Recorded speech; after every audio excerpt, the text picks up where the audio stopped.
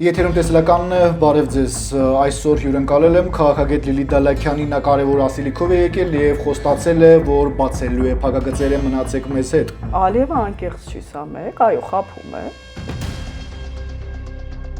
Եթե Փաշինյանը և ԿՊ-ն չընտրվի, պատերազմ է լինի։ Ես կարծում եմ Փաշինյանի ընտրվելը դրա հետ կապ չունի։ Որովհետև Ադրբեջանը չի ուզում գնալ խաղաղության, իմ վստահությունը դա է։ Այդուհանդերձ գազազած Ալիևին այսօր ով է զսպում։ Զսպել է Վաշինգտոնյան համաձայնագիրը այս մեկ տարին։ Ալիևը մեզ խաբում է, թե մենք ինքնախաբեության մեջ ենք, խաղաղության մասով։ Բաց խոսեք, Տիկին Դալաքյան, բաց։ Այնպես չի, որ եթե ԿՊ-ն հաղթի, հաջորդ օրը խաղաղության պայմանագիր է ստորագրվելու։ Ուրեմն ես վստահ եմ, որ Արցախի հարցը փակ չի Ալիևի համար։ Թշնամու գործիքը սրի տեսքով այսօր ճոճվում է Հայաստանի գլխին։ Անպայման ես վստահ չեմ, ես նույնիսկ վստահ եմ, որ Ալիևը իր մտքում դեռ պահում է ռևանշիզմը։ Այսինքն ինչ է ստացվում, Պուտինը մեկ շարժումով Ալիևին որտեղ կարող է նետել։ Միշտ եղել է մահակ եւ Հայաստանի եւ Ադրբեջանի նկատմամբ, իսկ հիմա Ադրբեջանի նկատմամբ լինելու է։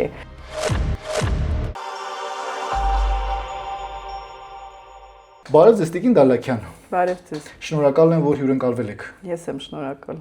Արդիական թեմաներից ենք խոսելու եւ ձեր հետաքրքիր կանխատեսումները եւ վերլուծությունները պետք է մեր համակարգացիները լսեն, համաերկրացիները լսեն, ուշի-ուշով ձեզ հետևում են թե Հայաստանից, թե Հայաստանի սահմաններից դուրս։ Մեկ անգամ եւս շնորհակալ եմ։ Տիկին Դալաքյան, հունիսի 18-ին, 19-ին Բաքվի մերձակայքում անցկացվելու է փառատոն վերադարձ դեպի արևմտյան Ադրբեջան։ Սա ինչպիսի խաղաղության պայմանագրի նախաստորագրման արդյունք կամ հետևանք էր։ Ձեր եթերներում ես բարբերաբար կասկած եմ արտահայտել, որ Ադրբեջանի նախագահի ուրեմն մղումները անկեղծ են խաղաղության հասնելու վերաբերյալ, հենց պրովոկացիոն հայտարարություններից ելնելով, այսպես կոչված արևմտյան Ադրբեջանի կամ խոսելով, որ ռևանշիստներ են Հայաստանում ապրում կամ եւ այլն, սպառնալով Զանգեզուրի միջանցքով, եւ ես վստահ եմ, որ Ադրբեջանի նախագահը ստիպված էր գնացել Վաշինգտոն, նա չէր ցանկանում այնտեղ ստորագրել որևէ փաստաթուղթ, սակայն ամենաճնշումների ներքո նա գնաց։ Հիմա իրավիճակը փոխվել է միջազգային ասպարեզում, մենք խոսենք ԱՄՆ-Իրան հակամարտությունը ոչ այնքան դրական է դեռ զարգանում Ամերիկայի Միացյալ Նահանգների համար։ Միջազգային ասպարեզում Ռուսաստան-Ուկրաինա, մենք մտածում եմ, ես կարող է հրադադար լինի, դա հնարավոր է մոտ մի քանի ամսվա ընթացքում, եւ Ալիևը կարծում է, որ Ռուսաստանը կարող է էլի իր դիրքերը ամրապնդել Հարավային Կովկասում։ Իսկ այդ դեպքում իմ վստահությունը այն է, որ Ալիևը կցանկանա, որպեսզի նոյեմբերի 9-ը նորից վերականգնվի, որովհետեւ այդտեղ կա միջանցք արտատարածքային Հայաստանի Հանրապետության հանդեպ։ Իսկ մենք գիտենք, որ Ալիևը Էրդողանը պահանջում էին այդ միջանցքը։ Դրա համար մի կողմից նա խոսում է խաղաղությունից տարբեր հարթակներով միջազգային, մյուս կողմից այդ զարկերակը լարվածության դրպահումը։ Ինչ է նշանակում, Ալիևը մեզ խաբում է։ Խաղաղության մասին խոսելով։ Ես վստահ եմ, որ այո, նա անկեղծ չի, որովհետեւ մեզ խաբում է։ Սահմանազատում չկա, գործընթացը չի շարունակվում։ Ալիևը մեզ խաբում է, թե մենք ինքնախաբեության մեջ ենք, խաղաղության մասով։ Բաց խոսեք, Տիկին Դալաքյան, բաց։ Չէ, Ալիևը անկեղծ չի, սա մեկ, այո, խաբում է, եթե այդպես բառով եք ուզում, որ ես ասեմ, ինչ վերաբերում է մեր ինքնախաբեությանը, ես հայ ժողովրդին չեմ մեղադրում, կա հատված, որ հավատում է, որ իշխանությունը հավատում է Ալիևին։ Կամ հավատում է, կամ ուզում է հավատալ, ես չեմ կարող ասել։ Ամիսներ շարունակ ասում են, որ խաղաղության պայմանագիրը նախաստորագրված է։ Վարչապետը Հայաստանի եւ Ադրբեջանի նախագահը այո, այդպես են ասում, բայց արդյոք Նիկոլ Փաշինյանը ինքը վստահ է, թե ուղղակի նախընտրական տրամադրություններից ելնելով է ասում, որ խաղաղություն է հաստատվել, եւ դա չեմ կարող ասել, դա իշխանության ներկայացուցիչներ պիտի ասեն, իրենք իրենց մտքում ինչ են մտածում։ Տեղյակ չեք դուք, այդ իշխանության Ես իշխանության մաս չեմ ընդհանրապես։ Ներքին վիճակներից տեղյակ չեք։ Ոչ, բացարձակապես շփում չունեմ։ Արտահոսք չկա։ Գիտեք, ես արտահոսքերին էլ չեմ հավատում, այնպես չի, որ ԿՊ-ում բոլորը միակարծիք են։ Շատ բարի, Ադրբեջանի արտգործնախարար Ջեյհուն Բայրամովը հայտարարեց, որ Բաքուն ուշադիր հետևում է Հայաստանում սպասվող ընտրական գործընթացներին եւ հույս է հայտնել, որ հայ ընտրողները ճիշտ ընտրություն կկայացնեն։ Ինչն էլ թե Հայաստանում, թե Ադրբեջանում լայն արձագանքի թեմա է դարձել։ Բաքվի արտգործնախարարը ասելով Հայաստանում հայերը ճիշտ ընտրություն կկայացնեն։ Ինչ է փորձել, այսպես ասած, նշмарել։ Ինչ նկատի ունի։ Տիկին Դալաքյան, դուք էլ ճիշտ գիտեք, խնդրում եմ բարձրաձայն ասացեք։ Չէ, գիտեք, նախ Ադրբեջանը իրավունք չունի մեր ճիշտ ու սխալ որոշի։ Դա իր հերթին եւ երկրորդը հիմա տարբեր սպեկուլյացիաներ կան։ Մեկը կասի սա Նիկոլ Փաշինյանի օգտին ագիտացիա է։ Կան տեսակետներ, որ գուցե նրանց ձեռնտու է, որ Հայաստանում կան իշխանության այսպես կոչված ռևանշիստները։ Ո՞րն է ձեր տեսակետը։ Իմ տեսակետը այն է, որ այստեղ երկու կողմ կա, գիտեք, մետաղադրամի, այսպես պարզ ասել, սա իմ տեսակետն է, այսպես է, ես չեմ կարող։ Ես վերլուծում եմ, հիմա ձեզ հետ խոսելիս փորձում եմ հասկանալ։ Մի կողմից, այո, իրենք իբրև թե ցանկանում են, որ Նիկոլ Փաշինյանը մնա իշխանության, որպեսզի Արցախի հարցը այլևս այստեղ չբարձրաձայնվի եւ Ռուսաստանը չկարողանա օգտվել եւ ոչ միայն Ռուսաստանը Ադրբեջանի նկատմամբ ճնշումներ իրագործի։ Ինչ է այստեղից ստացվում, որ Նիկոլ Փաշինյանը Արցախի հարցը փակողն է։ Նիկոլ Փաշինյանը ասում է, որ Արցախի հարցը փակ է, ես դա չեմ ասում։ Մյուս կողմից ես նաև այստեղ ուրիշ տեսակետ ունեմ, այնպես չի, որ նախկին իշխանությունների գալը ձեռնտու չի Ադրբեջանին, որովհետև եթե իրենք գան եւ սկսեն այդպիսի կոչերով հանդես գալ, Հայաստանը հիմա պատրաստ չի նոր պատերազմի։ Ալիև կցանկանա հարձակվել եւ դրա համար ունենալ հիմք, այսինքն ձեր հարցը ունի տարբեր պատասխաններ, նայած Ադրբեջանում որ ուրեմն պլանն են ուզում իրագործել։ Նաև Բայրամովը իր հայտարարության մեջ մատնանշել է, որ Հայաստանում պահպանվում են ռևանշիստական տրամադրություններ եւ դա չի կարող հանգեցնել դրական, այսպես ասած, հետևանքների։ Ինչ է ուզեցել դրանով երկրորդ մասով մասնավորապես հասկացնել մեզ, որ ընտրեք այս տարբերակը եւ ռևանշիստները մի կողմ քաշվեն, պատերազմ չի լինի եւ մեզ ել ավելի ձեռնտու կլինի։ Այսինքն ձեր վերլուծությունը ըստ երկու մետաղադրամի երկու կողմերի ել ավելի է կոնկրետացնում հիմա Բայրամովը։ Տեսեք, այստեղ մի հարց էլ կա, իսկ եթե ռևանշիստներ լինեն ընդդիմության տեսքով, Ալիևը պատրաստ է խաղաղության, կարող ենք ասում, գիտեք, հա լավ, Նիկոլ Փաշինյանը ռևանշիստ չի, բայց ընդդիմությունը, որը մեծ ներկայացվածություն, օրինակ ունի խորհրդանում, ռևանշիստականը ես խաղաղություն չեմ ստորագրում։ Այսինքն Ադրբեջանի նախագահը անընդհատ տարբեր պատճառներ է փնտրելու Հայաստանի հետ խաղաղության չգնալու համար։ Օրինակ մենք երբևիցե չենք ասել, չէ, Արևմտյան Ադրբեջանի համայնքը ցրեք, ինչու են այդտեղ ռևանշիստական բաներ խոսում։ Դրա համար մենք ձեզ խաղաղության չենք գնա։ Իսկ Ալիևը անընդհատ թեմաներ է ման գալիս, քանի կար անկլավներից էր խոսում, հետո սահմանազատման գործընթացը կանգնեցրեց, հետո նշում էր, որ միջին միջանցքի մաս Հայաստանը չի կարող դառնալ, այնտեղ ենթակառուցվածքներ չկան, անկայուն իրավիճակ է, երկաթուղի Ռուսաստանին է կանոն, այսինքն անընդհատ պարբերաբար Իլհամ Ալիևը Հայաստանի հետ խոսում է եւ խոսելու է նախապայմաններով անկախ նրանից, ով կլինի Հայաստանի վարչապետը։ Ես դրանում վստահ եմ, այնպես չի, որ եթե ԿՊ-ն հաղթի, հաջորդ օրը խաղաղության պայմանագիր է ստորագրվելու։ Մենք կհանդիպենք դրանից հետո եւ ես վստահ եմ, դուք կտեսնեք, որ Ալիևը չի ստորագրելու այդ պայմանագիրը։ Այսինքն համոզված եք, որ ԿՊ-ն հաղթելու է։ Ես այս դասավորությամբ համոզված եմ, որովհետև դիմաց այնպիսի ուժեր են հարմար եւ դրա համար ԿՊ-ն գրանցեց Փաշինյանը, չնայած ասում է ինչի գրանցի ռուսամետ ուժերի, որոնց կարող էր չգրանցել օրենքի պահանջներից ելնելով, ես չեմ ասում թե ուժը ռուսամետ։ Որոնք էին այդ ռուսամետ ուժերը։ Ներողություն իհարկե անունը, ես որ չեմ հետևում Սամվել Կարապետյանի ուժը, մեր ձևով, հա, ճիշտ եմ ասում, եւ Բարգավաճ Հայաստանը,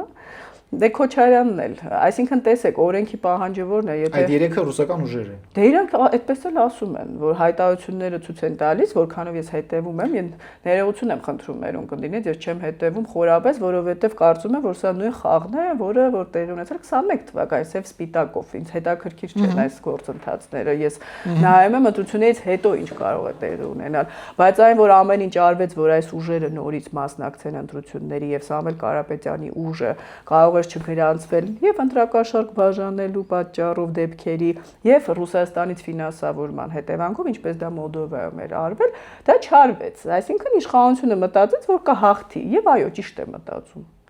կհաղթի բացարձակ մեծամասնությամբ կասկածում եմ, բայց այն որ մենք ունենանք խորհրդարան, որտեղ ռուսամետ ընդդիմություն կլինի եւ Նիկոլ Փաշինյան, որը փորձում է բոլորի հետ էլ հարաբերություններ ստեղծել, կստացվի թե ոչ չգիտեմ, դա փաստ է, բայց վստահ եմ, որ եթե միջազգային ճնշում չլինի Ադրբեջանի վրա Եվրոպայից եւ Արևմուտքից, Իլհամ Ալիևը պարբերաբար պատճառ կփնտրի, որպեսզի Հայաստանի հետ խաղաղության չգնա։ Անկամ պատերազմ։ Գիտեք, ես լայնածավալ պատերազմ չեմ կանխատեսում, SVO Ռուսաստանը ասած հատուկ գործողություն հենց կոնկրետ Սյունիքն է, իրենց այդ հատվածն է անհրաժեշտ, միշտ էլ ասում էին, չէ, բռունցքը խփում էր սեղանին, ինքը ասում էր, որ մենք վերցնելու ենք։ Այդ առումով Ռուսաստանը կարող է իրենց օգնել,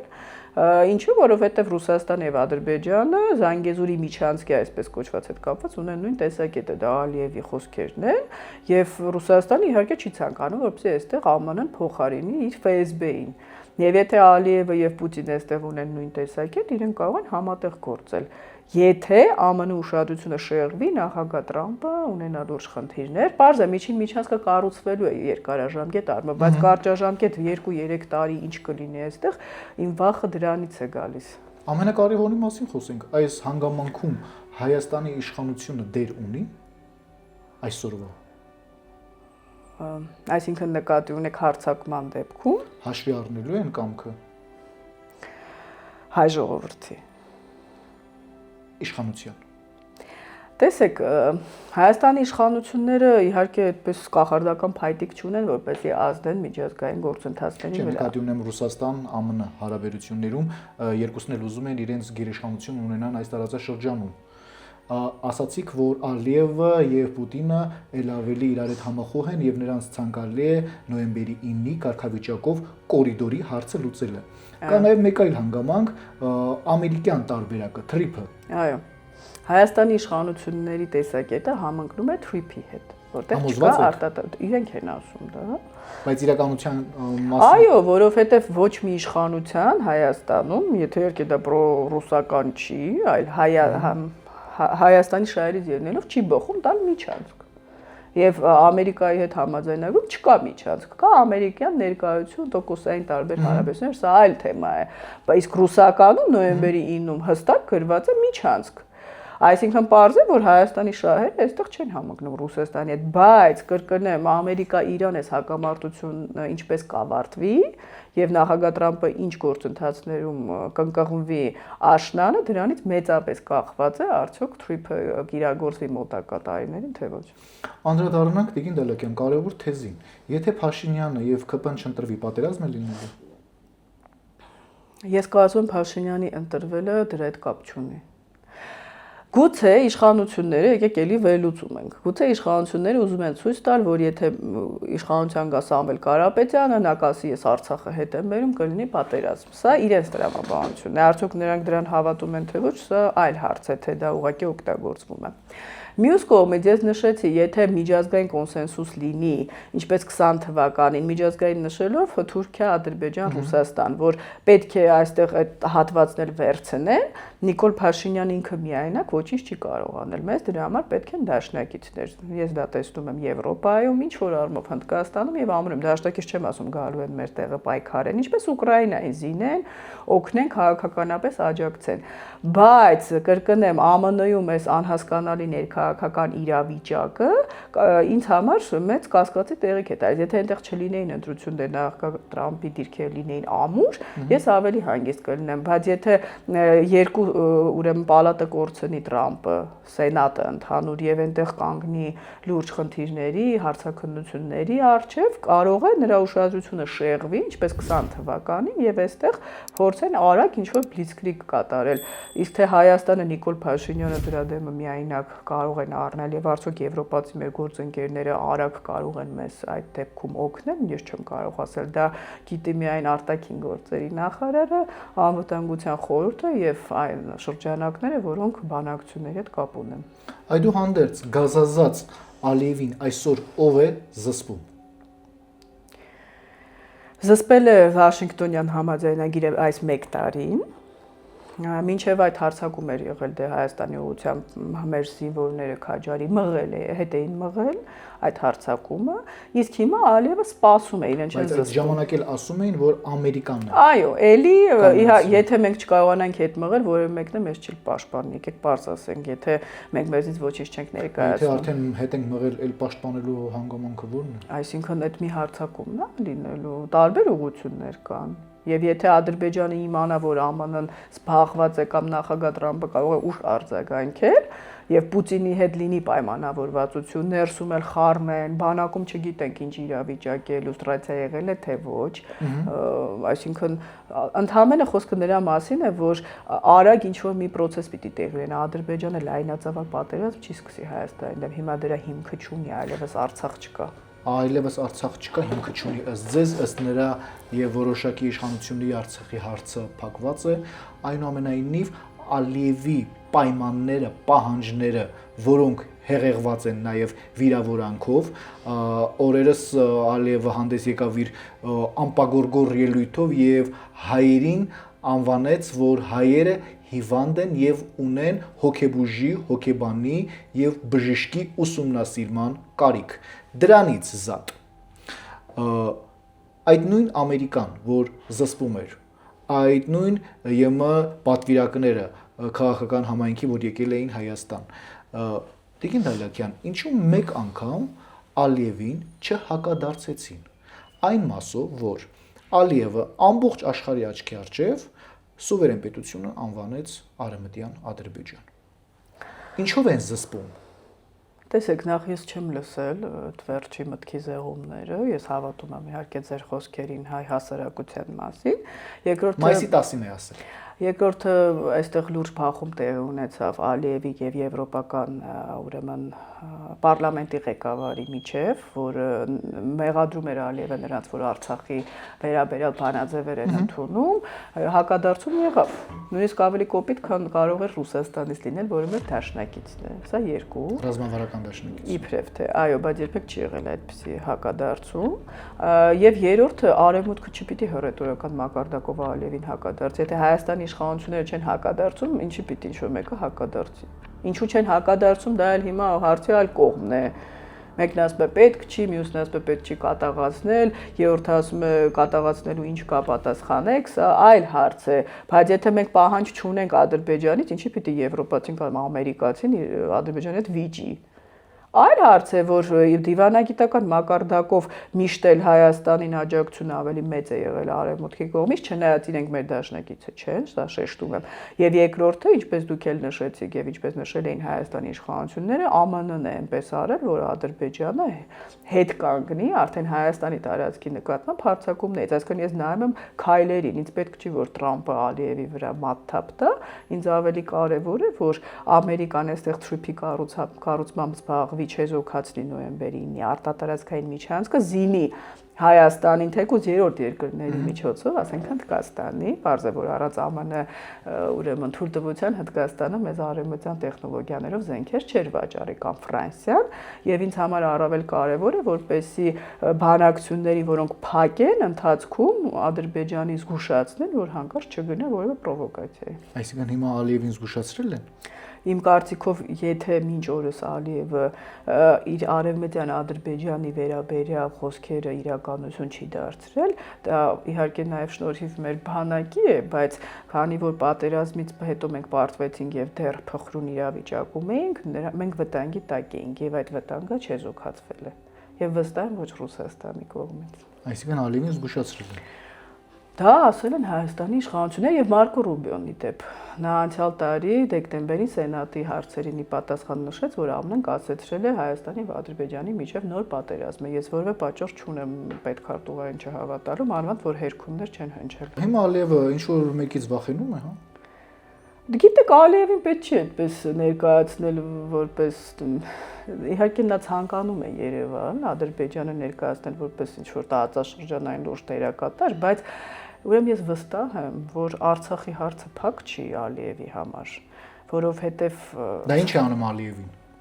Ցավոք այդ հարցը լինելու է միշտ եղել է մահակ եւ Հայաստանի եւ Ադրբեջանի նկատմամբ, իսկ հիմա Ադրբեջանի նկատմամբ լինելու է։ Եթե Ռուսաստանը կարողացավ սարեցնել իրավիճակը Ուկրաինայում, նա փորձելու է դիրքերը Հարավային Կովկասում եւ Միջին Ասիայում վերականգնել։ Դրա միակ ձևը, ես տեսնում եմ, կրկին Ադրբեջանում Արցախի հարցը շահարկելը։ Կարող է Պուտինի շուրթերով չլինի, Սոլովյովների, Զատուլինների եւ նրանք անում են, չէ՞, ասում են Արցախ եւ ասում եք, որ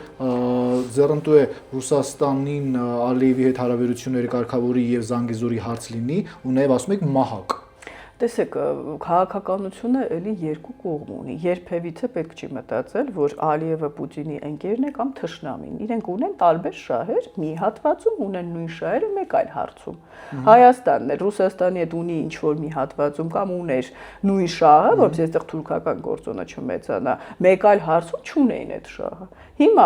Ռուսաստանը պարզ է ուզում է եւ պայմանավորվել եւ 20 թվականի հիմնական պատճառը այն էր, որ Ռուսաստանը գա կանգնի ճանապարհների վրա, իրենց համար Արցախի հարցը երկրորդական էր։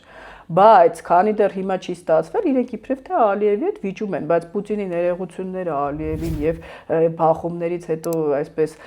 շատ ջերմ հարաբերությունները ցույց են տալիս, որ Հարավային Կովկասում Արևմուտքի դեմ իրենք միասնական են։ Դրա համար միշտ 3+3 հարթակից են խոսում Արևմուտքի դեմ։ Բայց դա չի նշանակում, որ Պուտինը զսպող մահակ չպիտի ունենա Ադրբեջանի վրա։ Նա տեսնում է, չէ՞, որ Ալիևը ուզում է ինքնուրույն լինել։ Իսկ դա Ռուսաստանին դուր չի գալիս, այսինքն մի կողմից այո, իրենք մի հարցում միասնական են, բայց Արցախի հարցը միշտ լինելու է մահակ։ Եվ ես տեսնում եմ, թե ինչ ձևով դա կարող է Ռուսաստանը օգտագործել, եւ դա շատ հեշտ է։ Տեսեք, ու կապ չունի, որ Հայաստանը փակել է Արցախի հարցը, արցախցիները կան։ Իդեպ սա շատ վտանգավոր է, որովհետև նրանք ապրում են Հայաստանում, շատերը կարող են նորից վստահել Ռուսաստանին, Հայաստանում կարող են բախումներ հրահրել, ես դրա մասին էլ եմ խոսել, տեղի հայ բնակչության եւ արցախցիների միջև։ Սա մեկ։ Երկրորդը, Ռուսաստանը կարող է նշել, որ նոյեմբերի 9-ով եւ այստեղ կան այդպիսի գործիչներ, որ դա կրկնում են,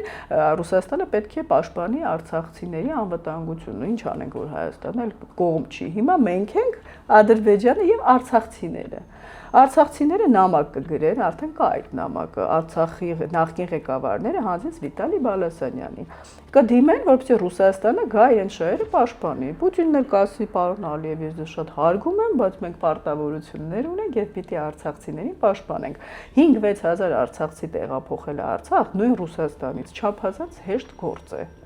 Այսինքն ինչ է ստացվում, Պուտինը մեկ շարժումով Ալիևին որտեղ կարող է նետել։ Պուտինը կարող է եւ մի բան, եթե թույլ տաք ավելացնեմ, այնպես է, որ Արևմուտքում էլ կան բանաձևեր Արցախահայերի վերադարձ։ Այսինքն Ալիևին եթե թվում է ինքը մարդկանց տնից հանել է եւ հարցը փակվել է, այդպիսի բան չկա։ Իսրայելն էլ իրենց դաշնակիցը Պաղեստինում էր ուզում նույնը անել, բայց միջազգային հանրությունը երբեք դա չի ընդունի, այլ հարց է, որ հիմա դրա մասին չեն խոսում, ելնելով իբրև թե խաղաղության գործընթացից։ Բայց երբ ժամանակը գա Պուտինի իր դիրքերը օրինակ ասված մի արած է ամրապնդի, պարզ է, չէ՞ որ նրանք Ալիևին ասելու են, որ մարդկանց հանել է տնից, դա իրենց շահերի համար, ես չեմ ասում իրենց հետաքրքրում է Արցախցին։ Նրանք պիտի վերադառնան։ Ինչ կարող ես դու մեզ տալ, որ մենք այդ հարցի մասին չխոսենք։ Այն նայած ինչ առևտուր տեղի կունենա, Պուտինը կմտածի այդ հարցի մասին խոսա, թե ոչ։ Այսինքն այդ դուգինը, որ ասper մենք ենք նվիրել Արցախը ձեզ, դա անվճար չէ նվիրել։ Կներեք իհարկե։ Թուրքիան էլ բացիաբաց երկրորդ անգամ հայտարարեց, որ այնինչ արվեց Արցախում, մենք արեցինք եւ նույնը կարող ենք անել նաեւ Իսրայելի հետ։ Ես ճիշտ ասած կանխատեսել էի մոտ 1 տարի առաջ, որ դաշնակիցները լուրջ խնդիրներ են ունենալու Ադրբեջանի իրար հետ, Իսրայելը եւ Թուրքիան, եւ մենք լսեցինք նախկին վարչապետ Նավթալի Բենետի հայտարարությունը, որ հաջորդը Թուրքիան է, այսինքն իրենք սլաքներ ուղղելու են Թուրքիայի վրա։ Այո, այստեղ կա քաղաքագիտական վերլուծություն, որ Թուրքիան եւ Իսրայելը չեն կարող պատերազմել պետք չի, գիտեք, այս դարում երկրները իրար դեմ չեն պատերազմում ցամաքում, կան պրոքսի ուժեր։ Հզբոլլա կա, հուսիտներ, Թուրքիան կարող է տերորիստական Համասին են աջակցում, առաջինը Համասն է։ Այսինքն իրենք իրար դեմ պայքարում են, Սիրիայում Իսրայելը ունի ուրեմն ուժեր, որ կարող է Գոլանի բարձունքներում Թուրքիայի դեմ ինչ-որ գործողությունների գնալ, այսինքն Սիրիայում քրդերին կարող են աջակցել, դրուզներին, այսինքն իրենք պրոքսի ուժերով են իրար դեմ բախվելու, ոչ թե Թուրքիան եւ Իսրայելը իրար դեմ պատերազմ են մղելու։ Տեսեք, Թուրքիան եւ Իսրայելը իրար վրա մատ են թափ տալիս, ասում է սլաքները ուղված է, Թուրքիան իր Էրդողանի ձևով հանդես է գալիս, որ անարդար է եւ սխալ է, եթե այսքան մեղադրում է Իսրայելին, ինչու չի փակում իր երկրի տարածքով անցնող մի հասարակ բան, գազամուղը, որը նույնիսկ շատ մեկ հպումով հնարավոր է, խոսում է շատ մատ է թափ տալիս ու հետո սնում է։ Տեսեք, որովհետև ժամանակակից աշխարհում տնտեսությունը առանձնացված է շատ հաճախ քաղաքականությունից։ Հիմա օրինակ Եվրոպան ըստ էության պատերազմի մեջ է Ռուսաստանի հետ, բայց Ֆրանսիան հեղուկ գազ է գնում Ռուսաստանից։ Կամ Ադրբեջանը եւ Ռուսաստանը բախվում են, իբրև թե ծեծում են ռուսներին Ադրբեջանում եւ հակառակը, բայց սանկցիոն ռուսական գազը Ադրբեջանի տարածքով գնում է Եվրոպա։ Մի քիչ չորրորդ կարգի ծորեն ենք ներկայացնում։ Այո, դե կարգը արդեն նախարարությունը պիտի որոշի իր մասնագետ, չէ՞։ Դե ուրեմն ավելի վատ։ Այսինքն, տեսեք, խնդիրը որն է, իրենք կարող են նույնիսկ Ադրբեջանի երկուսն էլ զինեն, չէ՞, թվում է թե ուրեմն իմ դաշնակիցը իմ դաշնակիցն է, բայց դա չի աշխատում։ Եվ եթե թույլ կտակ, ես կարծում եմ, որ Սիրիայում իրավիճակը լարվելու է անպայման, որովհետև երրորդ համաշխարհային պատերազմը արդեն սկսվել է,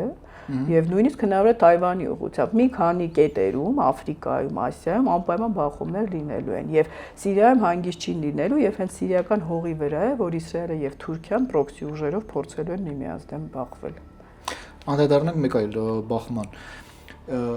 Իրան, Ադրբեջան։ Վերջերս թեժացել է լարվածությունը։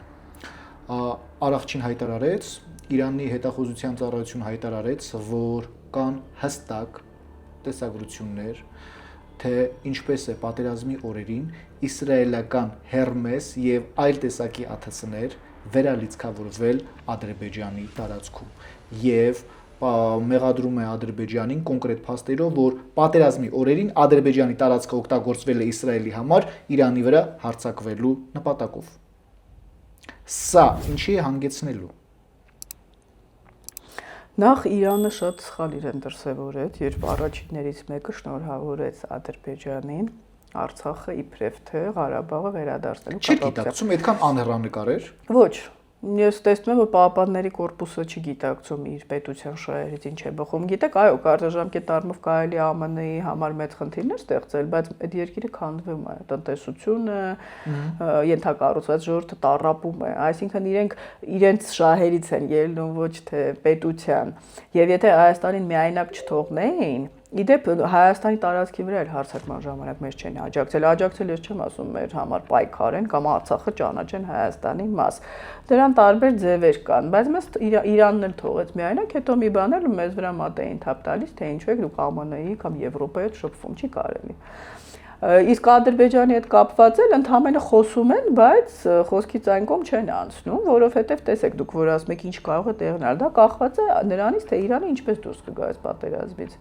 Թուլացած դուրս կգա, այսինքն ԱՄՆ-ն կկարողանա ռեժիմ փոխել, ստիպել որ գնալ միջուկային գործարքի, այնտեղ աշխարհիկ իշխանություն գա, թե այս Պահապանների կորպուսը կկաղապարվի, Հորմուզը կմնա իրենց տիրապետության տակ, միջուկային գործարք չի լինի, Տրամպը ուղղակի կասի ես հաղթեցի եւ հեռացա։ Այս բանը որևէ մեկը չի կարող ասել ինչ կլինի։ Դրա արդյունքից է կախված Իրան-Ադրբեջան հետագա հարաբերությունները, ինչպես նաեւ Իրան-Հայաստան հարաբերություններ, որտեղ Հայաստանին ձեռնտու է ունենալ Եվրոպայի եւ ԱՄՆ-ի հետ լավ հարաբերություններ ունեցող Իրան, որը մեզ չի ասի այստեղով թրիփ չանցնի կամ ավելի հիմա կուշտացնելու են իրենց քաղաքականությունը թրիփի հանդեպ, եթե Պահապանների կորպուսը մնա, որտեղ Փեզեշկյանը Արաղչին ավելի արևմուտքի հետ հարաբերությունների կարգավորման կողմնակից են բանակցություններ, իսկ Պահապանների կորպուսը կոպիտ ուժի։ Նայած թե ինչ արդյունք կունենա, դրանից ելնելով էլ Հայաստանի եւ Ադրբեջանի հետ Իրանի հարաբերությունները ըստ այդմ կկառուցվեն։ Տիկին Դալաքյան, այդ Իրան-Ադրբեջան բախման հարցս ունի նաև մեկ այլ միջանկյալ ենթատեքստ ու հարց։ Հետևյալն է. Իրանի վրա ԱՄՆ-ի եւ Իսրայելի հարձակման այդ 40 օրից ավելի պատերազմում, գրեթե 50 օր։ Այո։ Իրանը կարողացավ ամեն դեպքում սպասվածից եւ կանխատեսվածից ավելի ուժեղ պայքարել այդ աշխարհի թիվ 1 բանակը ունեցող երկրի դեմ, ԱՄՆ-ի մասին է խոսքը եւ Իսրայելի։ Այդ ընթացքում նա թիրախավորում էր արաբական շատ երկրներ, այդ թվում Քաթար, Էմիրություններ, Սաուդյան Արաբիա, տեսնելով այդտեղից վտանգ կար, թիրախավորում էր եւ նախապես զգուշացնում էր ու ասում էր, որ նման վարքագիծ չդրսևորեն այլևս իրենց երկրի նկատմամբ եւ այլ երկրների տարածքը չօգտագործեն։ Ինչով է պայմանավորված, որ Իրանը չափերը անցնում է եւ հարվածում է մեկ այլ երկրի, այնինչ Ադրբեջանի մասով ունենալով կոնկրետ հետախուզական տվյալներ, կարծես թե խնամքով խնայում է։ Դե առաջինը, որը գալիս է մեր միտքը, դա այն մեծաթիվ ադրբեջանցիներն են, որոնք բնակվում են Իրանում։ 30 միլիոն։ Ինձ թվում է դա ուռճացված թիվ է, մոտավոր, հիմա թող 20 միլիոն լինի։ Երկրորդը Իրանում փոքրամասնությունները, քրդերը, ադրբեջանցիները դրանք հիմնական հատվածն են զբաղեցնում։ Բացի այդ, գիտեն, որ Ադրբեջանի թիկունքում ինչ որ հարցերում, չեմ ասում բոլոր, կանգնած է Թուրքիան։ Իրանը չի ուզում Թուրքիայի հետ լարել իր հարաբերությունները, որովհետեւ Թուրքիան, տեսեք, իր տարածքը չի տրամադրում ԱՄՆ-ին։ Խնդիր չուներ Քաթարի հետ, Էմիրությունների, Սաուդյան Արաբիայի, Թուրքիայից վախենում է։ Այո, որովհետև այդ նշած երկրները ռազմական առումով ուժեղ չեն։ Ինչքան է վախենալու։ Ադրբեջանը կոնկրետ հայտարարությամբ հանդես է գալիս եւ այն տարածքը, որ իր նկատմամբ ունի նախապատվություն, ասում է Ադրբեջանի հյուսիս։ Ճիշտ եք, բայց Իրանի սուվերեն տարածքի մի մասը ասում է Ադրբեջանի հյուսիսն է։ Մենք արաբեցյան Ադրբեջանն ենք, Իրանի մի հատվածը Ադրբեջանի հյուսիսն է, հյուսիսային Ադրբեջանն է։ Ամենտեղ Ադրբեջանը ունի Ադրբեջան։ Ինչքան է Իրանը աչքերը փակելու։ Ես նշեցի, Իրանը չի կարող աշխարհի բոլոր երկրների դեմ պատերազմել։ Իր հարվածները արաբական ձեր նշված երկրների, նա պայմանավորում է դրանը, որ այնտեղ կա ամերիկյան ռազմաբազաներ, Ադրբեջանում չկա ամերիկյան ռազմաբազա։ Ադրբեջանում եկան, ապացուցված է, որ իսրայելական ռազմաբազաներ։ Եվ ասում են հեռացրեք։ Այո, ճիշտ եք, այս առումով, այո, Ադրբեջանը ավելի վտանգավոր է։ Կներեք, Ադրբեջանում չէ ներողություն, ժամանակավորապես օկուպացված Արցախում։ Նույնիսկ Ադրբեջանը ավելի վտանգավոր է, այո, Իրանի համար, բայց Իրանը չի ուզում բոլոր ճակատներով հիմա բոլորի հետ գնա բախման։ Իր խնդիրը Իսրայելը եւ ԱՄՆ-ն են, երբ որ իբրև թե այդ հարցը գլուխ։ Իսրայելից ու ԱՄՆ-ից չի վախենում եւ այսպես ասած կյանքի ու մահվան պատերազմ է իրականացնում, վախենում է Թուրքիայից ու Ադրբեջանից։ Ես նշեցի, որովհետև նրանք չեն ցանկանում, որպեսզի ադրբեջանական բնակչությունը խնդիրներ ստեղծի ներսում Իրանի համար։ Ներքին անկայունություն։ Ես չեմ ասում, այո, որ ադրբեջանցիները այդտեղ կարող են ինչ-որ պետականություն ունենալ, բայց Իրանին պետք չի հիմա մի հատ էլ խնդիր ներսում։ Տարածված կարծիք կա, մեջբերում եմ։ Ադրբեջան ինչի համար պիտի կրակի, ինչ ուզում են տալիս ենք։ Նման համոզմունք են հայտնում Հայաստանի ժամանակակից արդի անդիմադիր ուժերը։ Դա այդպես է, թե ուռճացված է։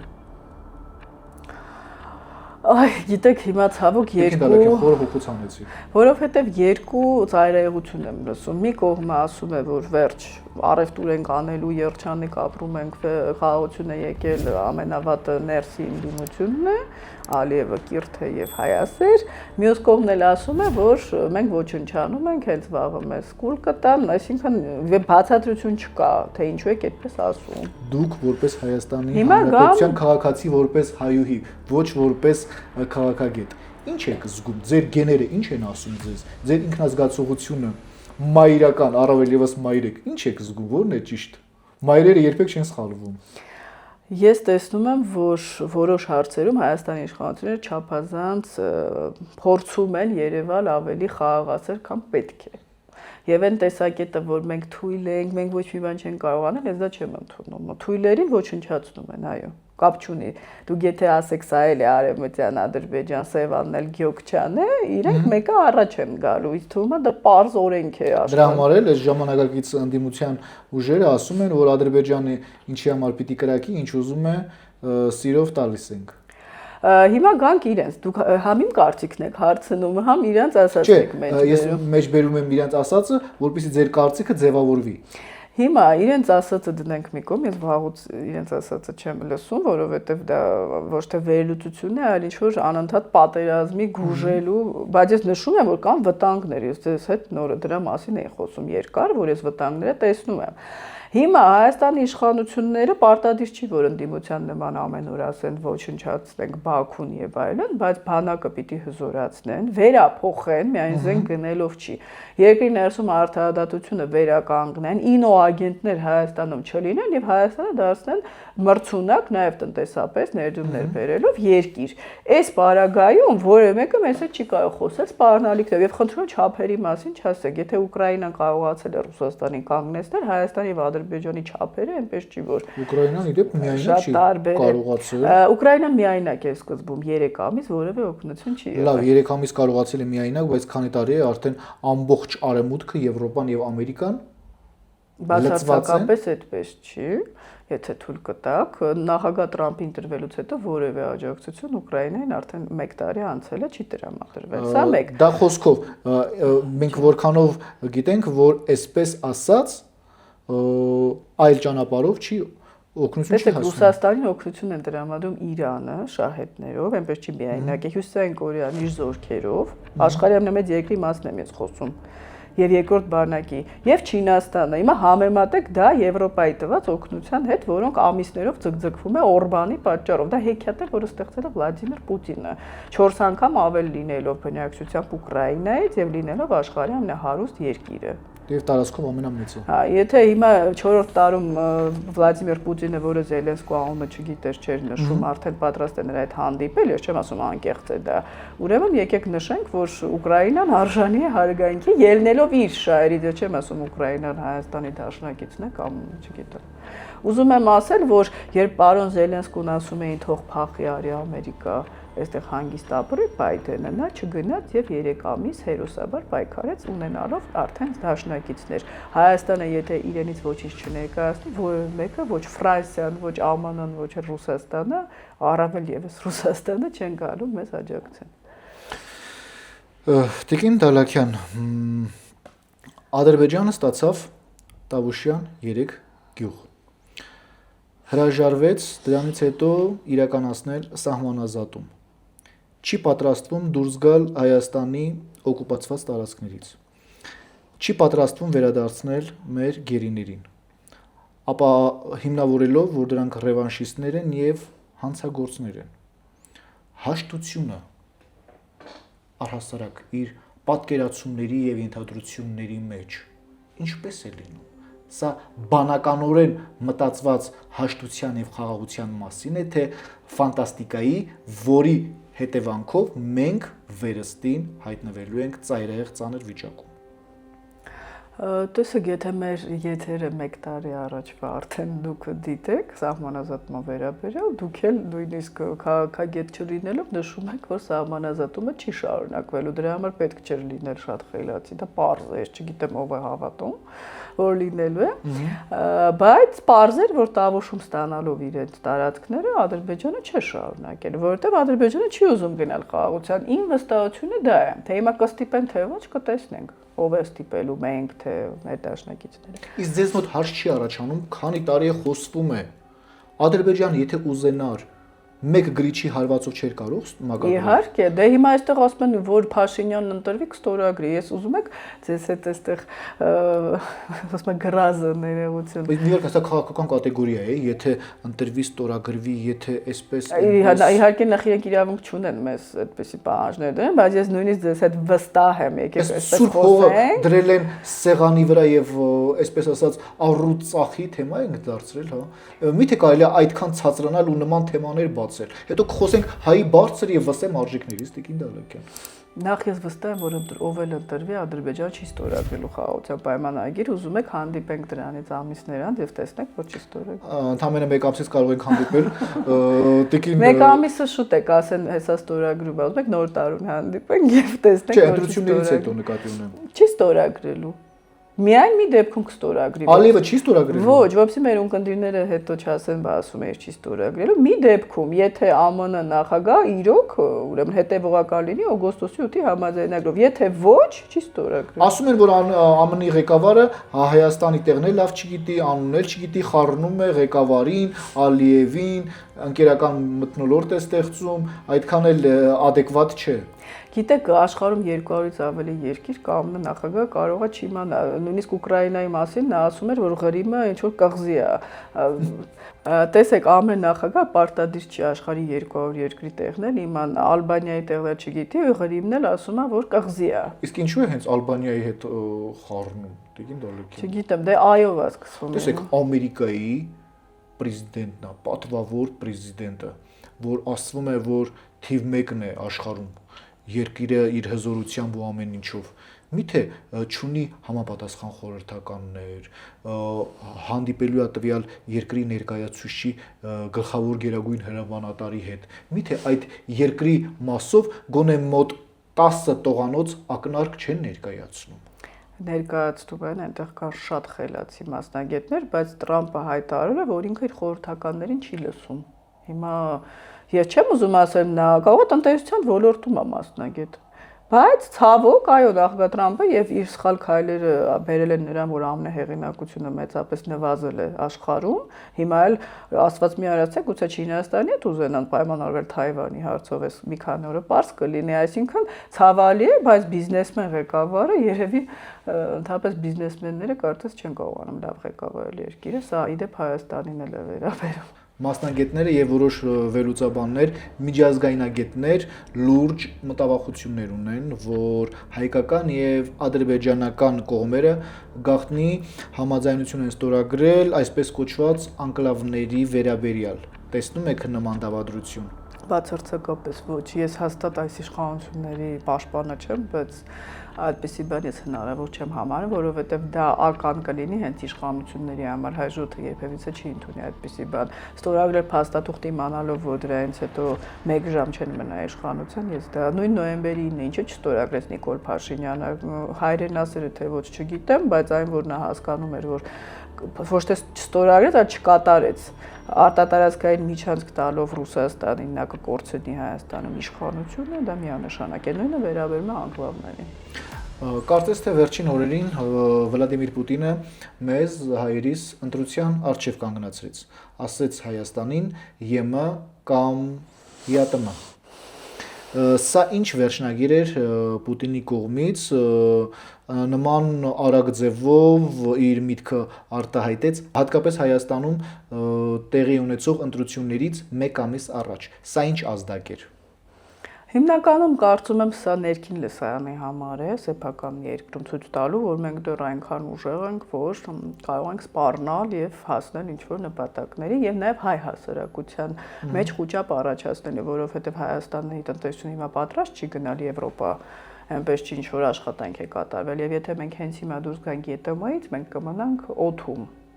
Եվ դա մեծ վնասներ կհասցնի Հայաստանի տնտեսությանը։ Դա իմանալով Ռուսաստանի նախագահը փորձում է ցույց տալ, որ նույնիսկ եթե դուք չեք ցանկանում մեզ հետ կապ ունենալ, դուք ստիպված եք։ Ստիպողաբար։ Եվ սա իհարկե բացասական է ազդում հայ հասարակության վրա։ Ինչ է անելու ստիպողաբար։ Ասենք վերին լարսը կփակեն։ Քիչ է դա։ Իհարկե ոչ, մենակ դա հերիք է։ Գազի գինը կբարձրացնեն, դա ինքը ասեց Փաշինյանի հետ խոսում էր, չէ՞։ Սա սպառնալիք էր, թե իրականության հետ հաշվի նստել։ Դե իրականություն է, որով սպառնում են։ Օրինակ Եվրոպան մեզ չի սպառնում, չէ՞, չի ասում, եթե Ռուսաստանի հետ շփվում եք կամ հապկ անդամ եք, այստեղ չերևաք։ Ռուսաստանը այլ քաղաքականություն ունի, կամ ԱՄՆ-ն մեզ չի ասում, դուք հապկ անդամ եք, մեր թշնամու կառույցն է, եկեք ՆԱՏՕ, թե չէ, մենք չենք թողնի ձեզ զենք վաճառել Ֆրանսիա։ Իսկ առհասարակ հնարավոր է նման միջազգային փորձ կա, մեկ ձեռքով երկու ձմերուկ բռնելու այդ։ Ադրբեջանը բռնում է։ Բռնում է, իհարկե մենք կարող ենք, այստեղ ձմերուկ բռնելու հարց չգիտեք, աշխարհի բոլոր երկրները պետք է ունենան մի քանի ճանապարհներ լուծման։ Մենք չունենք, դրա համար 20 թվականը ավարտվեց այնպես, ինչպես ավարտվեց։ Եթե դու մեկի վրա ես հույս դնում, որի շահերը քեզ հետ չեն համընկնում, պետք չի Ռուսաստանի վրա մուննալ գալ։ Պուտինը ասաց, որ մենք Հայաստանի բոլոր ղեկավարներին էլ նշել ենք, Քոչարյանին էլ, Սարգսյանին էլ առանց անուններ տալու, որ Արցախի հարցում մենք ձեզ չենք աջակցելու։ Հիմա հույսները ինչի վրա են դրել, ես չեմ հասկանում։ Եթե Ռուսաստանը մեր դաշնակիցը չէր,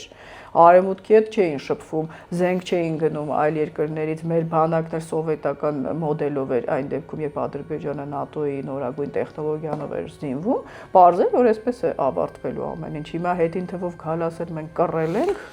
սա ճիշտ չեմ համարում։ Այսօր ձեզ ամենից շատ ինչն է անհանգստացնում։ այն ատելության մթնոլորտը, որ կա մեր երկրում, ոչ թե քաղաքական ուժերի միջև, իրենք լավ էլ իրար կհասկանան վերջում, այլ հասարակ քաղաքացիների մեզ նման, որոնք գործիք են դառնում այս մեծ խաղերի մեջ։ Իսկ թշնամու գործիքը սրի տեսքով այսօր ճոճվում է Հայաստանի գլխին։ Անպայման ես վստահ չեմ, ես նույնիսկ վստահ եմ, որ Ալիևը իր մտքում դեռ պահում է ռևանշիզմը, մեզ ինչում որ մեղադրում է, ինքը եւ Էրդողանը դա պահում են։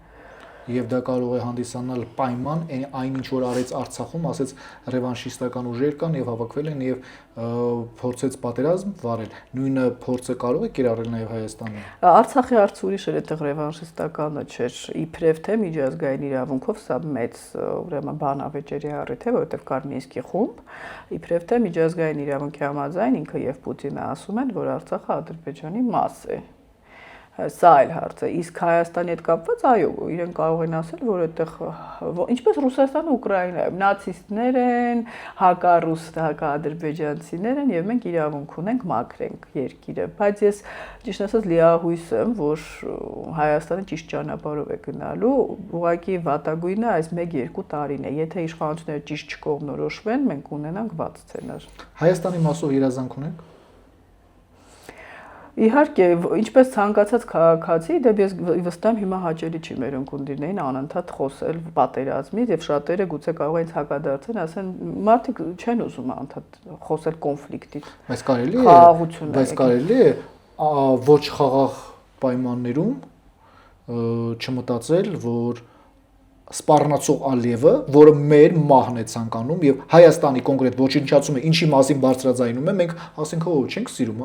չենք սիրում խոսել պատերազմի մասին, չենք սիրում ռեալ գնահատել տարածաշրջանի իրավիճակը ու Հայաստանի ներուժը, դա միթե սխալ է։ Գիտեք, իմ համեստ կարծիքով մենք մի անելիք ունենք, ոչ թե ամեն անգամ Ալիևը, որ խոսի նյարդայնանանք, վախենանք, մտքում իմանանք մեկ անգամ ամեն հայտարարությանը պետք չէ, չեմ էլ ճիշտ ասած հետևում ինքը ինչ ասում, որովհետև մի անգամ ասել։ Դուք այս վերջերս ոչ ներքին քաղաքական ուժերին եք հետևում, ոչ կուսակցություններին եք հետևում, ոչ ներգրաված եք, ոչ արտահոսքերի եք տիրապետում Տիկին Դալակյան։ Բացարձակ չեմ հետևում եւ դա անկեղծ եմ ասում, ներքին այս Ո՞րն է ձեր երազանքը։ Թույլ տվեք, իմ միտքը ավարտեմ, ոչ էլ Ալիևի սպառնալիքներին, որովհետև եթե ես իմ օրը անցկացնեմ ամեն օր լարվելով, ես հասկացել եմ ինքը ինչ ա ուզում էլ, ինչ անդադ հետևեմ։ Ես հետևում եմ միջազգային լրահոսին, որը կապված է Հայաստանի հետ։ Իմ երազանքը ունենալ Հայաստան, որը խաղաղ է, եւ որ մենք կարող ենք մեր ապագան այստեղ կառուցել առանց մտածելու բավոր եթե, իհարկե այդ բավոր եթեն միշտ էլ կլինի, այս տարածաշրջանը է ցավոք այդպեսին է, մենք Ավստրալիայում չենք ապրում, բայց գոնե ունենանք կանխատեսելի ապագա, որքան հնարավոր է։ Շնորհակալ եմ հրավերս չմերժելու եւ ձեր կանխատեսումները եւ տեսակետները եւ վերլուծությունները ներկայացնելու համար։ Կհանդիպենք։ Ես եմ շնորհակալ։ Այսպիսին էր այսօրվա տեսլականը, զրուցակիցս քաղաքագետ Լիլիթ Դալակյանն էր։ Շնորհակալ եմ ուշադրության համար։ Բաժանորդագրվեք մեր ալիքին հաղթանակ եւ խաղաղություն հայոց աշխարհին։